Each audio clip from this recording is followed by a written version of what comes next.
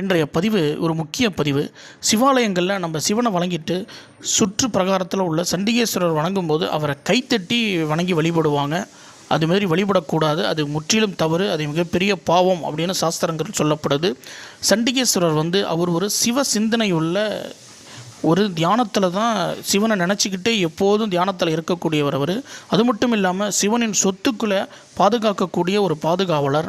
அதனால் சண்டிகேஸ்வரர் வணங்கும் பொழுது 2 கைகளையும் துடைத்து இந்த கோவிலிருந்து எந்த பொருட்களையும் நான் எடுத்து செல்லலை அப்படின்னு அவர்கிட்ட தியானத்தில் இருக்கக்கூடியவரை அவரோட தியானம் களையாமல் அவரை வணங்கினாலே அது மிகப்பெரிய பாக்கியம்.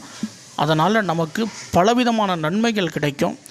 இதற்கு முன்னாடி எப்படி இருந்தாலும் இனிமேல் சண்டிகேஸ்வரர் வணங்கும் பொழுது நான் சொன்ன அந்த வழிபாட்டு முறையை மேற்கொண்டு சண்டிகேஸ்வரருடைய அருளை பெறுங்க. இது போன்ற ஆன்மீக வீடியோக்கள் அனைத்தையும் பார்ப்பதற்கு நம்முடைய ஓம் டெம்பிள் வேர்ல்ட் யூடியூப் சேனலை லைக் பண்ணுங்கள், ஷேர் பண்ணுங்கள், சப்ஸ்கிரைப் பண்ணுங்கள். அருகில் உள்ள பெல் பட்டனை ப்ரெஸ் பண்ணி ஆல் அப்படி